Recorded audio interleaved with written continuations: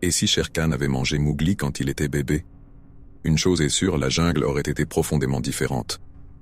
Les loups n'auraient jamais eu le petit homme à élever, et les tensions entre les espèces auraient pris une toute autre forme.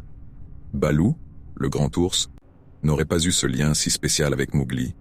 Pas de rire ni de leçons de vie partagées. Bagheera, la panthère noire, aurait perdu son rôle de gardien. La loi de la jungle serait restée intacte, mais une part de son âme aurait disparu. Shere Khan, le tigre redouté, aurait renforcé son règne de terreur. La peur chez les autres animaux se serait intensifiée, et la coexistence fragile entre les différentes espèces s'effondrerait dans la cruauté.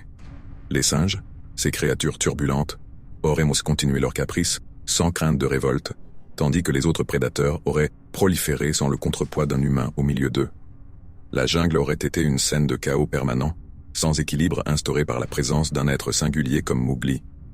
La fable de la coexistence entre l'homme et la nature se serait transformée en un récit tragique, où la survie des plus forts primerait sur toute autre chose. On aurait entendu des histoires sur un homme des rues, disparu sans laisser de traces, un destin scellé par la terreur de Shere Khan. La scène finale, c'est celle d'une jungle perdue, où l'absence d'un enfant sauvage aurait laissé un vide, inexprimable et déchirant.